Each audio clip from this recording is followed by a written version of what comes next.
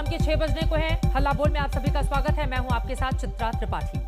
अब से कुछ ही देर पहले सरकार ने कोरोना वैक्सीन और कोविड के खिलाफ जंग से जुड़े सामानों पर जीएसटी घटाने का ऐलान किया है। बेशक फैसला राहत भरा है, बेशक तीसरी लहर की आहट के बीच इसे एक तैयारी के तौर पर देखा जा रहा है, लेकिन क्या अगर इसे दूसरी लहर के चरम पर इस तरह का फैसला लिया गया होता तो अच्छा नहीं होता? क्या सरकार ने बहुत देर नहीं कर दी?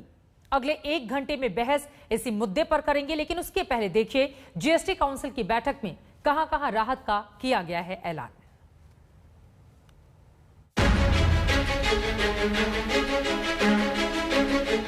दिलों को झकझोर देने वाले इस मंजर को भला कौन भूल सकता है। महामारी की मार से तड़पते मरीज, ऑक्सीजन की कमी से दम तोड़ते बीमार। बेशक कोरोना की दूसरी लहर दिनों दिन सुस्त पड़ती जा रही है, रोजाना नए मामले कम होते जा रहे हैं, लेकिन कुछ दिनों पुराना वो वक्त अब भी डराता है जब जिंदगी बचाने के लिए जरूरी दवाओं और मेडिकल उपकरणों के लिए लोग मारे मारे फिरते थे। हालांकि सरकार ने अब कोरोना वैक्सीन और कोविड को हराने के लिए जरूरी सामानों पर जीएसटी को घटाने का ऐलान किया है। जीएसटी काउंसिल की 44वीं बैठक में कई अहम फैसले लिए गए। कोरोना वैक्सीन पर 5% जीएसटी बरकरार रहेगा।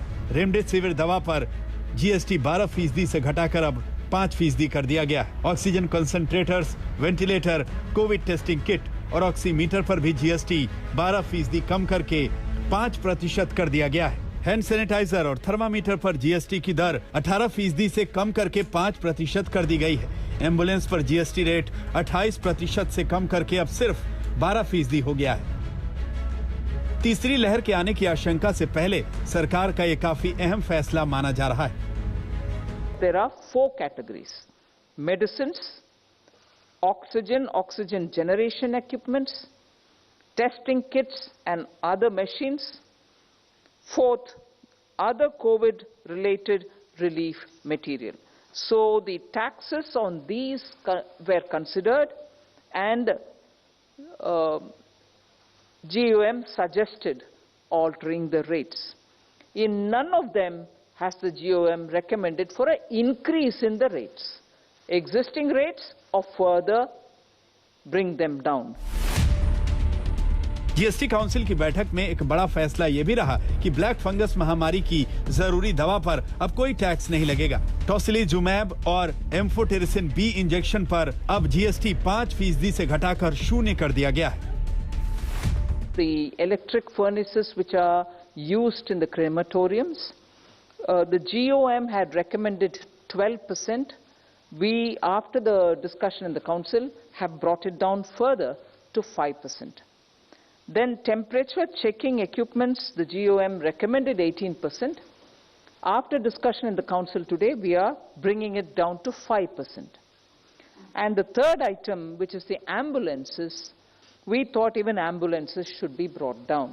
So the GOM's recommendation of 28 for the ambulance has been brought down to 12%. बेशक सरकार ने कोरोना महामारी पर वार के लिए जीएसटी काउंसिल की बैठक में राहत भरे फैसले लिए हैं, लेकिन इन फैसलों की टाइमिंग पर कई सवाल भी पैदा होते हैं। क्या सरकार ने जीएसटी टैक्स पर फैसला लेने में काफी देर नहीं कर दी? दूसरी लहर जब चरम पर थी तब सरकार ने जीएसटी घटाने का राहत भरा निर्णय क्यों नहीं लिया? जब रेमडेसिविर की कीमत और कालाबाजारी आसमान पर थी तब सरकार क्यों नहीं जागी? जब ऑक्सीजन सिलेंडर और एम्बुलेंस की मनमानी कीमत वसूली जा रही थी तब जीएसटी काउंसिल ने आपात बैठक बुलाकर फैसला क्यों नहीं लिया? हालांकि जीएसटी घटाने के फैसले को सरकार तीसरी लहर से पहले राहत भरी तैयारियों से जोड़कर पेश कर रही है। आगे के लिए ये अच्छा भी है, लेकिन दूसरी लहर में जिन्होंने परेशानियों को झेला उनके लिए सरकार की जवाबदेही भी कहीं न कहीं बनती है। आज तक ब्यूरो। और इसी मुद्दे पर चर्चा करने